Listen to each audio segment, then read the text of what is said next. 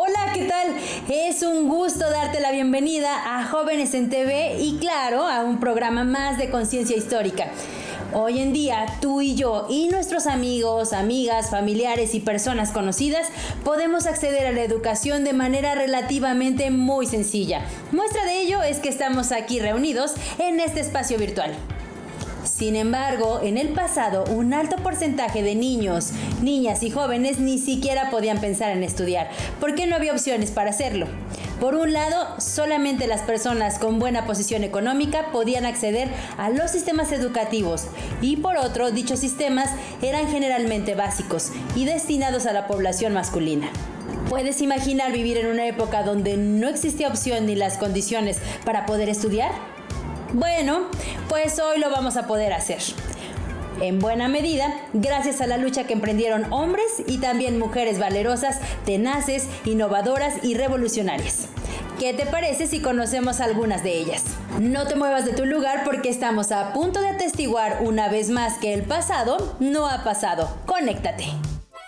Durante los últimos años del siglo XIX y los primeros del siglo XX, México vivió básicamente bajo el régimen porfirista, que si bien en un inicio modernizó casi todos los ámbitos de la vida nacional, al final dejó un país marcado por desigualdades sociales y conflictos políticos. Las mujeres eran consideradas aptas solamente para atender los asuntos del hogar, criar a los hijos e hijas y por supuesto atender a sus maridos como era debido. Bueno, esto en los estratos sociales más altos, pues en la clase baja, en la que se encontraba el mayor porcentaje de la población, las mujeres también tenían que trabajar, ya sea en el campo o en el comercio. Eran un sostén básico de los hogares. Por más largas que fueran las jornadas laborales de los hombres, sus ingresos eran siempre insuficientes para mantener a la familia. Por otro lado, el terreno de la educación estaba prácticamente en manos de la Iglesia y daba especial importancia a la memorización. Durante la década de 1880, con la idea de modernizar la educación nacional, se inauguró la Escuela Normal para profesores de instrucción primaria. A esta escuela normal siguieron muchas otras y de ellas salieron las primeras generaciones de maestros varones que se sumaron a los profesores no profesionistas del país. Con la misma idea de modernización educativa, entre 1889 y 1891 se llevaron a cabo 2 congresos nacionales de instrucción pública. En ellos, por un lado, se discutieron los problemas para la enseñanza normal, los de la Escuela Nacional Preparatoria y las escuelas profesionales de Ingeniería, Derecho y Bellas Artes. Por otro lado, se analizó la unificación de los sistemas educativos del país, considerando una educación obligatoria, gratuita y laica, como se había planteado en las leyes de reforma. En buena medida, este análisis sirvió de base para que comenzaran grandes transformaciones, fruto de la ideología liberal y positiva, misma que dejó de lado la creencia religiosa y consideró que el conocimiento debía cubrir diversos ámbitos y enfatizar el conocimiento científico experimental. Cabe resaltar que en esta época de finales del siglo XIX la labor magisterial estaba en manos de los hombres. Para los primeros años del siglo XX se fueron incorporando poco a poco generaciones de mujeres que sin duda alguna contribuyeron a cambiar y fortalecer el rumbo de la educación en la historia de México. Aunque hubo casos importantes de médicas y abogadas, el magisterio se convirtió en la actividad profesional más aceptada para ellas, siempre y cuando fueran viudas o estuvieran solteras. En principio, por tratarse de educación de sus hijos y con ello la de los hijos de la nación, se consideró que la mujer tenía una especie de extensión de sus labores maternas. Se pensaba que incorporar a las mujeres permitiría soportar mejor las condiciones del magisterio en las zonas rurales. Sin lugar a duda, era una de las profesiones más necesarias, considerando que solo el 20% de la población sabía leer y escribir. De manera particular, los nombres de Eulalia Guzmán Barrón, Elisa Acuña y Rossetti, además de Elena Torres Cuéllar, se distinguieron dentro de los movimientos educativos más progresistas de la primera parte del siglo XX, pues promovieron ideales de justicia y equidad, así como innovaciones que favorecieron la calidad de la educación de niñas, niños y jóvenes. Eulalia Guzmán Barrón nació en San Pedro Piedra Gorda, Zacatecas, el 12 de febrero de 1890. Y allí vivió sus primeros años de vida. Llegó al Distrito Federal a los 8 años e ingresó a la Escuela Elemental número 68, donde comenzó a mostrar un temperamento firme, propositivo e inquieto, además de una gran devoción por aprender.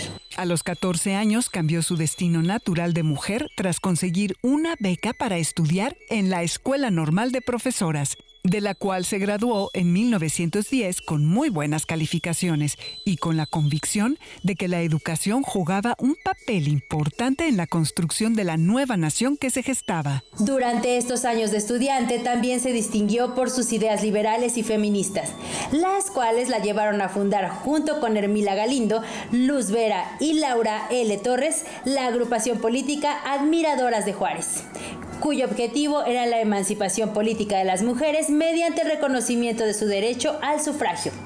Asimismo, sus ideales la llevaron a colaborar con otras mujeres y varios grupos a lo largo de su vida. Pero ese es otro capítulo en la historia de Eulalia Guzmán.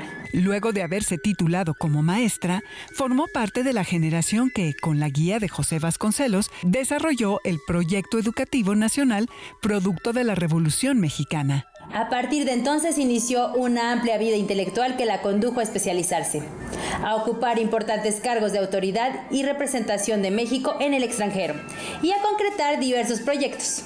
Esto le permitió madurar su perspectiva sobre el papel de la educación en la construcción de un mundo más justo y volverse en una mujer cada vez más empoderada, dirigente de su propio destino. Así pues, durante este tiempo viajó a Boston para hacer una especialidad en la enseñanza de aritmética, álgebra y geografía, y a Berlín y a Jena para especializarse en ciencias de la educación.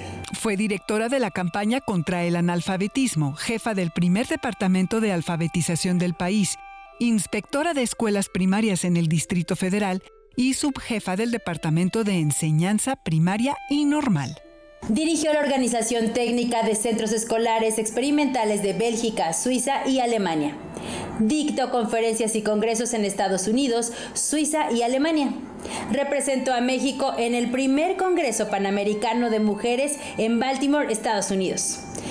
Y en el segundo Congreso Internacional de Educación Moral y Enseñanza de la Historia en Ginebra, Suiza. Y por invitación de la ONU, viajó a Estados Unidos para impartir un seminario sobre problemas rurales y el bienestar social en América Latina.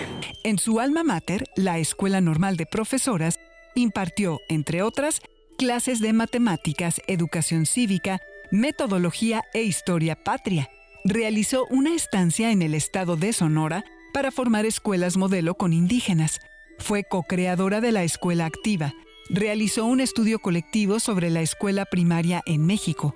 Creó un innovador curso de Historia Universal que se utilizó por varios años en el Instituto de Capacitación del Magisterio y la Escuela Normal Rural de Tamatlán, y trabajó con el cineasta Walt Disney en la creación de un sistema fonético que permitió a las personas adultas aprender a leer y escribir.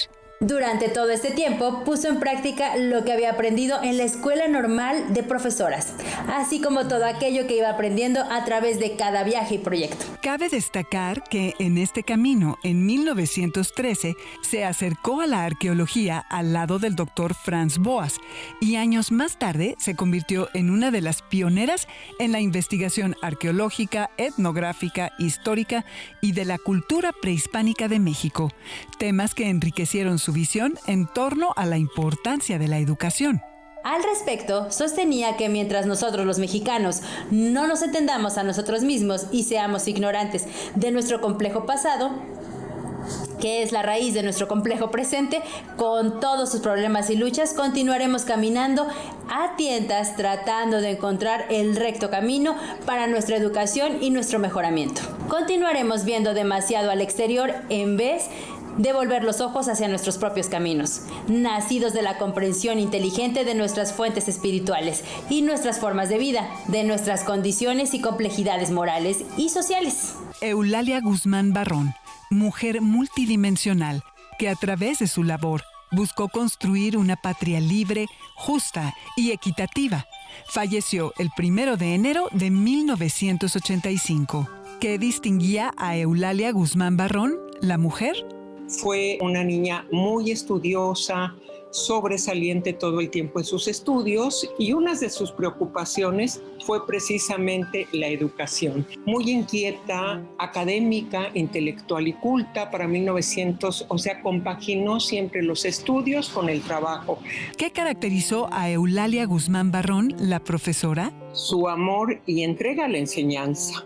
¿Cuál es el legado que dejó Eulalia Guzmán Barrón a la educación en México? La Escuela de la Acción, que modifica totalmente esta idea de la enseñanza verbalista, el patrimonio histórico, arqueológico y la cultura de nuestro país. Elisa Acuña y Rossetti nació en Mineral del Monte, Hidalgo, el 8 de octubre de 1887. En 1900, con solo 13 años de edad, obtuvo el título de maestra y comenzó a dar clases en las zonas rurales de su estado natal. Principalmente porque los niveles de analfabetismo eran tan altos que se requerían con urgencia docentes en materias básicas como la lectura y la escritura. Esto le permitió conocer y vivir de cerca la pobreza, la desigualdad y la miseria en la que vivían aquellas poblaciones y, como resultado, forjó un alto compromiso por la justicia social en México. Sin dejar a un lado su compromiso como profesora, se convirtió en periodista aguda y mordaz y activista política durante los siguientes 20 años. Fue una de las pioneras en abordar temas como la exclusión y la desigualdad en las mujeres. Participó en diferentes frentes contra la dictadura de Porfirio Díaz. Después se sumó al club antirreeleccionista Redención, en cuyo marco escribió diversos textos. En 1904 fue encarcelada y allí conoció a Juana Belén Gutiérrez. Este hecho le permitió forjar sus ideales en torno a la igualdad de género y a la defensa de los derechos humanos y políticos de las mujeres, por los cuales luchó al salir libre a través de iniciativas como la Organización Socialismo Mexicano, con publicaciones en Hijas de Cuauhtémoc, Vesper, La Guillotina y Fiat Lux. Participó en el grupo Hijas de Anáhuac, el cual reunió a más de 300 mujeres que demandaban mejores condiciones laborales. Por su dedicación al periodismo y a la educación, en 1920 estuvo a cargo del Departamento de Prensa de la Biblioteca Nacional, la actual Hemeroteca Nacional de México. Años más tarde, en 1927, dirigió la sexta misión cultural de la Secretaría de Educación Pública. Las misiones culturales formaron parte de la cruzada contra la ignorancia, propuesta por José Vasconcelos, con el fin de llevar educación a todas las comunidades indígenas y rurales de México. Cabe resaltar que, por su importancia y responsabilidad, este cargo había sido destinado únicamente a hombres. Debido a ello, se distingue la participación de Elisa Acuña y Rossetti, de personalidad incansable y alta capacidad de mando, quien arriaba mulas bien cargadas de material escolar y negociaba apoyos con las autoridades. Incluso buscaba por sus propios medios hacer frente a los inconvenientes y adversidades. Cuenta una anécdota que en el estado de San Luis Potosí, yendo a Gilitla y a Pozos, a la mitad del camino, a la mitad de la selva que humedecía las pezuñas de los burros, estos se desvanecían.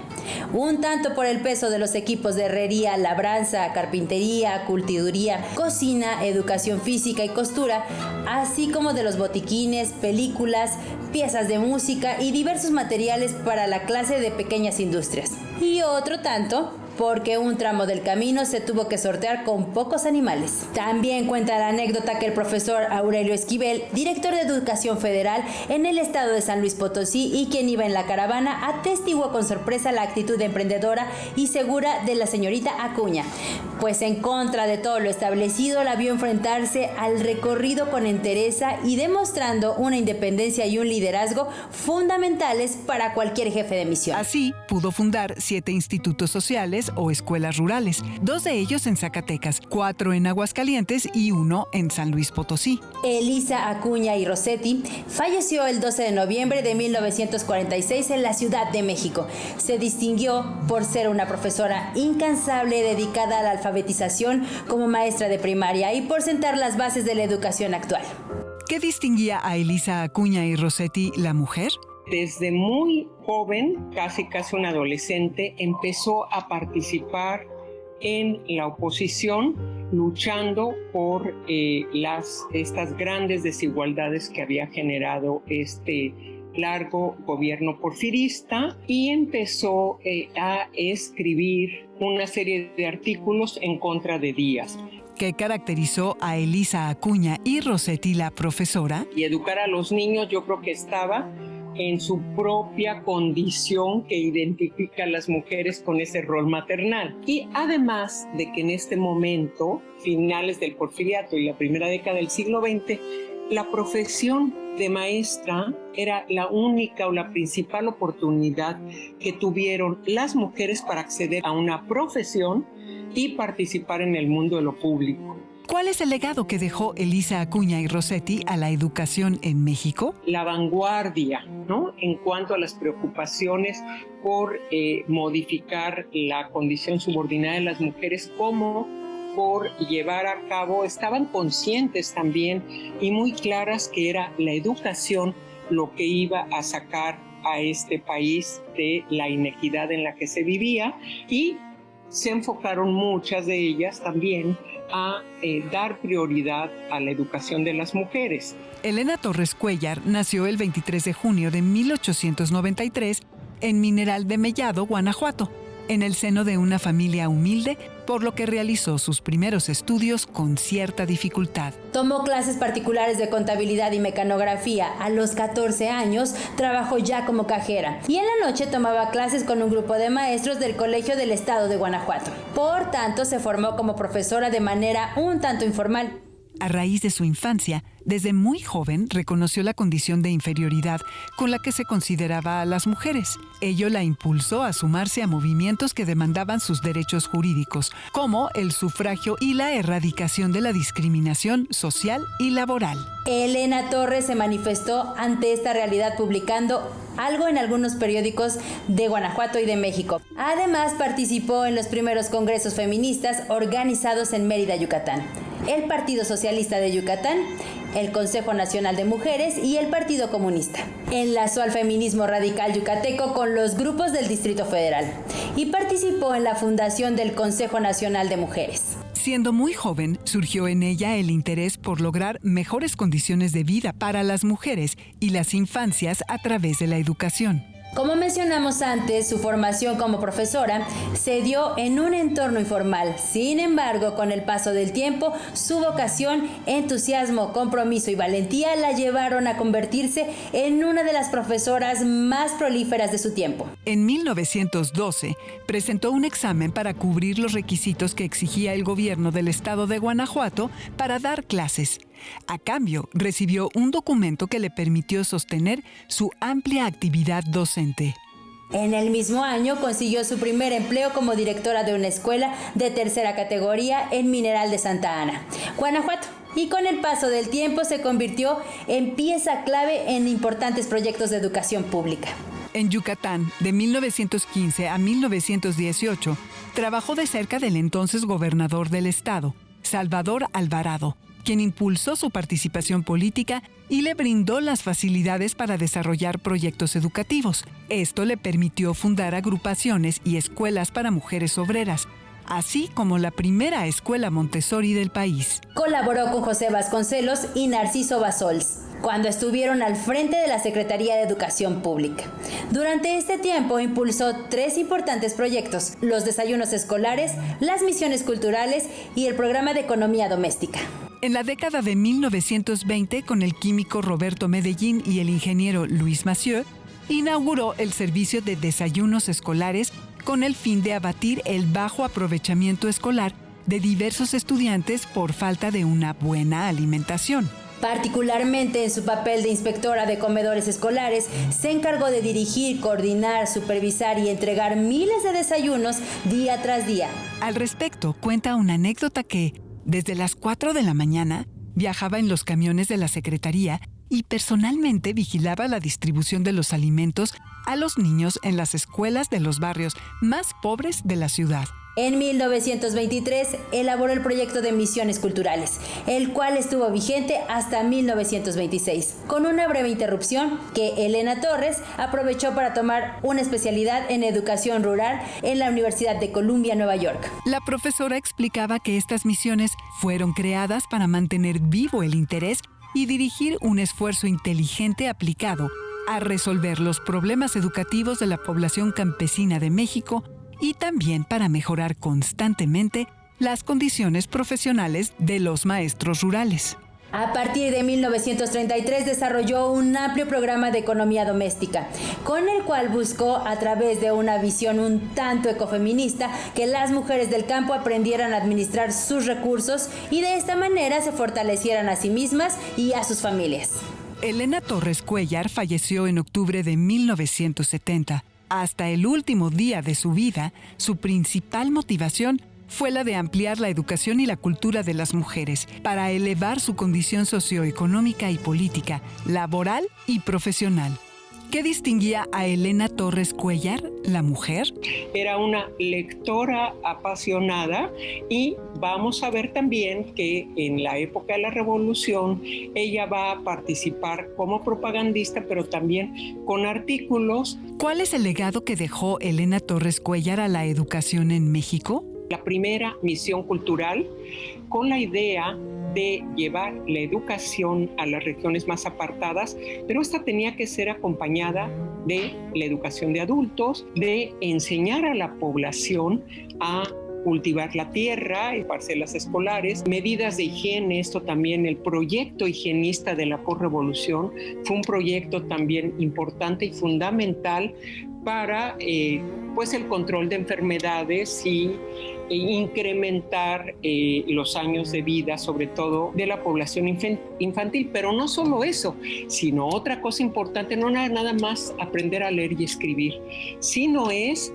cómo vamos a usar la lectura y la escritura en nuestra vida cotidiana, y para ello se establecieron bibliotecas y, por supuesto, proyectos culturales que tenían que ver con las bellas artes. Eulalia Guzmán Barrón, Elisa Acuña y Rossetti y Elena Torres Cuéllar forman parte de una generación de mujeres transgresoras que encararon las normas sociales de su tiempo con una visión modernista.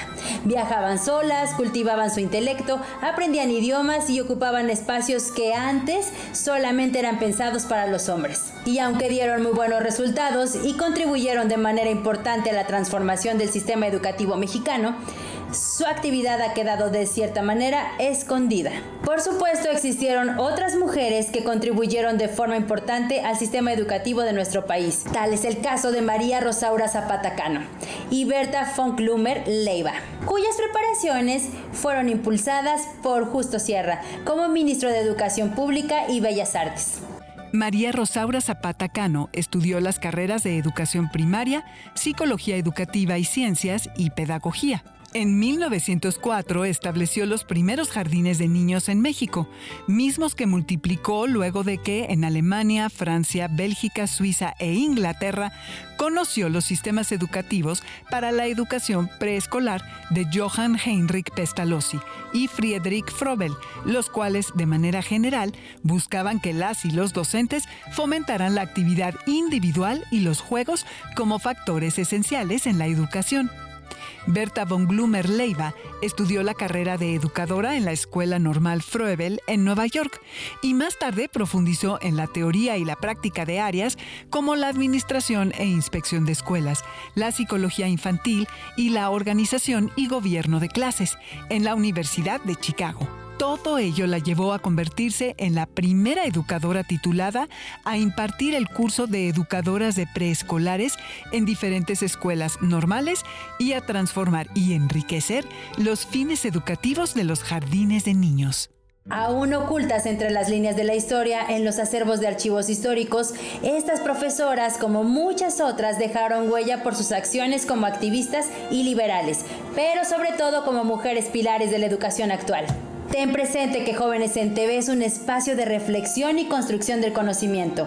Tu participación es una pieza fundamental para hacer historia. Así que no dejes de escribirnos, comparte con nosotros el nombre de aquellas mujeres que han contribuido a tu educación. Únete a la comunidad de Jóvenes en Casa en Facebook y visítanos en jovenesencasa.cep.gov.mx. Te invitamos a ver nuevamente este programa a través de nuestro canal de YouTube y a seguir reflexionando en torno a las mujeres que hicieron posible el desarrollo de los sistemas educativos en México. Sin ellas, esta sería otra historia. El pasado no ha pasado. Conéctate. Hasta la próxima.